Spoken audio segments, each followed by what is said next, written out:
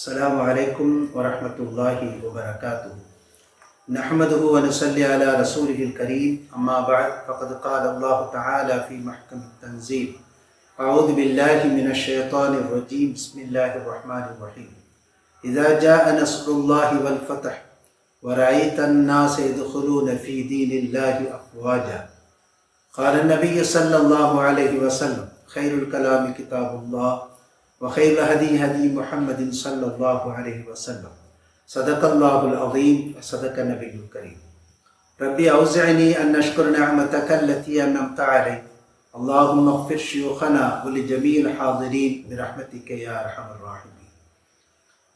அன்பிற்குரிய அல்லாஹ்வின் நல்லடியார்களே, துவக்கமாக நான் ஓதி காட்டிய வசனத்திலே அல்லாஹ் சுப்ஹானஹு தஆலாவுடைய உதவியும் வெற்றியும் வந்துவிட்டால் நீங்கள் மக்கள் கூட்டம் கூட்டமாக இந்த தீன் இஸ்லாத்தில் நுழைவதை நீங்கள் பார்ப்பீர்கள். உங்களது பாவ மன்னிப்பை அதிகரித்துக் கொள்ளுங்கள் என்கிற கருத்துப்பட அல்லாஹ் சுப்ஹானஹு தஆலா சொல்கிறார். உமர் ரலியல்லாஹு அன்ஹுடைய பார்லிமெண்டரி போர்டு அரசாங்க கூட்டம், அதில் இப்னு அப்பாஸ் என்கிற ஒரு இளைஞரை அவர்கள் சேர்த்திருக்கிறார்கள். கிட்டத்தட்ட 15 வயது.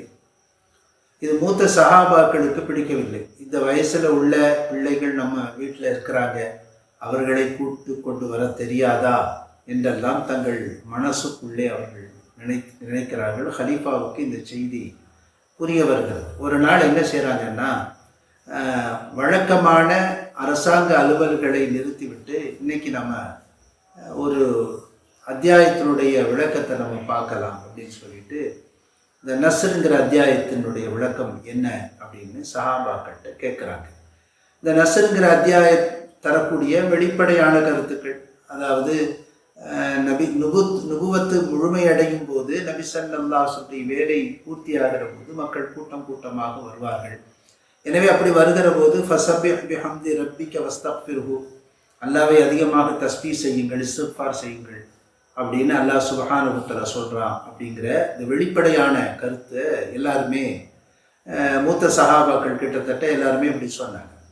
இறுதியாக இப்னு அப்பாஸ், அந்த 15 வயது நிரம்பிய இப்னு அப்பாஸ்கிட்ட கேட்குறாங்க, நீங்களும் இதைத்தான் அர்த்தமாக நினைக்கிறீங்களா அப்படின்னு கேட்கும்போது அவங்க சொன்னாங்க, இல்லை ஹலீஃபா அவர்களே, இது வெளிப்படையான அர்த்தம். ஆனால் அல்லாஹ் சுப்ஹானஹு தஆலா சொல்ல வருவது இது அல்ல. நபி ஸல்லல்லாஹு அலைஹி வஸல்லம் வேலை முடிந்து போகிறது, அவர்கள் மிகச் சீக்கிரமாக இறைவனிடம் செல்ல போகிறார்கள் என்று இந்த வசனம் சொல்லுகிறது அப்படின்னு அவங்க சொன்னாங்க. ஏன் அப்படி சொல்கிறீங்க அப்படின்னு கேட்கும்போது அவங்க சொன்னாங்க, உங்களுடைய வேலை முடிந்து விட்டது அப்படின்னா, நபி ஸல்லல்லாஹு அலைஹி வஸல்லம் வேலை முடிந்து விட்டால் அதற்கு பிறகு இந்த உலகத்தில் அவர்களுக்கான வேலை இல்லை. எனவே அல்லாஹ் தன் பக்கமாக அழைத்து கொள்ளுகிறான் என்று அவர்கள் சொன்னார். இந்த செய்தி, இந்த விளக்கம் மூத்த சஹாபாக்களுக்கு ஒரு பெரிய அதிசயமாக இருந்தது, ஆச்சரியமாக இருந்தது. உமர் ஃபாரூக் ரலியல்லாஹு அன்ஹு சொன்னாங்க, கேட்டீர்களா இந்த புதிய விளக்கத்தை? இது மாதிரியான விளக்கத்தை அவர் தருவார் என்பதற்காகத்தான் அவரை நான் அரசாங்க சபையிலே சேர்த்திருக்கிறேன், ஆட்சி மன்ற குழு உறுப்பினராக அவரை சேர்த்திருக்கிறேன் என்று ஹஜ்ரத் உமர் ஃபாரூக் ரலியல்லாஹு அன்ஹு சொன்னாங்க. அல்லாஹ் சுப்ஹானஹு தஆலா இந்த வசனத்தில், இந்த அத்தியாயத்தில் பணி நிறைவு அப்படிங்கிற ஒரு செய்தியை சொல்கிறான். நபி ஸல்லல்லாஹு அலைஹி வஸல்லம் எந்த நோக்கத்திற்காக அனுப்பப்பட்டார்களோ அந்த நோக்கம் நிறைவேறி போச்சு. அப்படி நிறைவேறி முடிஞ்ச பிறகு என்ன செய்யணுங்கிறத அல்லாஹ் ஒரு இன்ஸ்ட்ரக்ஷன் கொடுக்குறான். ஃபஸப்பிஹ் பிஹம்தி ரப்பிக வஸ்தக்ஃபிர்ஹு. ஃபஸப்பிஹ், நீங்கள் அல்லாஹ்வை தஸ்பீஹ் செய்யுங்க, இஸ்திக்ஃபார் செய்யுங்க அப்படின்னு சொல்கிறான், அதிகமாக செய்யுங்க அப்படிங்கிறான். ஆயிஷா சித்தியக்கா ரலியல்லாஹு அன்ஹா அவங்க சொல்கிறாங்க, இந்த ஆயத்து இறங்கினதுக்கு பிறகு நபி ஸல்லல்லாஹு அலைஹி வஸல்லம் ருக்கூவில் சஜிதாவில் சுப்ஹானக்கல்லாஹும்ம ரப்பனா பிஹம்திக அல்லாஹும்ம ஃபில்லி என்று ஓதக்கூடியவர்களாக மாறிவிட்டார்கள். வழக்கமாக ஓதக்கூடிய சுப்ஹான ரப்பியல் அஸீம் என்கிற அந்த தஸ்பீகையோ, சுப்ஹான ரப்பியல் ஆலா என்கிற அந்த தஸ்பீகையோ அவங்க ஓதாமல் சுப்ஹானக்கல்லாஹும்ம ரப்பனா பிஹம்திக அல்லாஹும்ம ஃபில்லி அப்படிங்கிற தஸ்பீகை அதிகமாக ஓதுனாங்க, அதிகமாக இஸ்திக்ஃபார் செய்ய துவங்கினாங்க அப்படிங்கிற செய்தியை அன்னை ஆயிஷா சித்தியக்கா ரலியல்லாஹு அன்ஹா சொல்கிறாங்க. இந்த செய்திகளில், இந்த நிகழ்வுகளில் நமக்கு ஒரு பாடம் இருக்குது.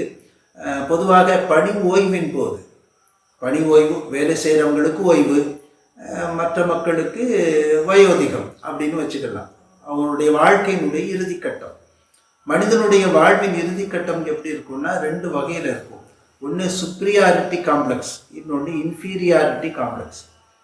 சுப்பீரியாரிட்டி காம்ப்ளெக்ஸ்ன்னு சொன்னால் எல்லாம் என்னால் தான், நான் இல்லாமல் எதுவும் நடக்காது, நான் தான் அதை செஞ்சேன்னு சொல்லி கடைசி வரைக்கும் அதே மமதையோடு இருப்பது. இன்ஃபீரியாரிட்டி காம்ப்ளெக்ஸ்ன்னு சொன்னால் நான் வேலைக்கு போகலை, நான் சம்பாதிக்கலை, எனக்கு ஓய்வு வந்துடுச்சு, வயசாயிட்டு, என்னால் முடியாது, எனவே என்னை யாரும் மதிக்க மாட்டார்கள் என்று தன்னை தானே தாழ்த்தி கொள்ளுகிற ஒரு மனநிலை. இந்த 2 விதமான காம்ப்ளெக்ஸும் தேவையில்லை என்று அல்லாஹ் சுப்ஹானஹு வ தஆலா சொல்கிறார்.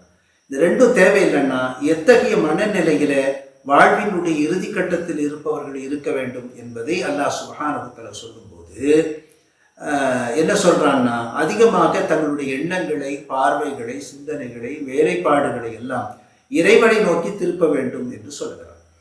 தீனுடைய வேலை முடிந்து விட்டால், மக்கள் கூட்டம் கூட்டமாக வந்து விட்டால், நீங்கள் அல்லாஹ்வை அதிகம் தஸ்பீஹ் செய்யுங்கள், இஸ்திக்ஃபார் செய்யுங்கள் என்ற அந்த கட்டளையிலே நமக்கு ஒரு செய்தி இருக்கிறது.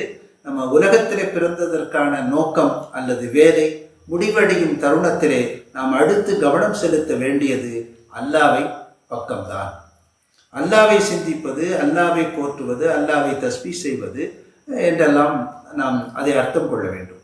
முந்தைய காலத்திலே நம்முடைய முதுமக்கள் எப்படி இருந்தார்கள் என்று சொன்னால், ஆண்களாக இருந்தால் பள்ளியில் இருப்பார்கள், பெண்களாக இருந்தால் வீட்டிலே ஒரு ஓரத்திலே இருப்பார்கள், ஒரு கையிலே கட்டாயம் தஸ்பீஹ் மணி இருக்கும், அல்லாஹ்வை திக்ர் செய்து கொண்டே இருப்பார்கள்.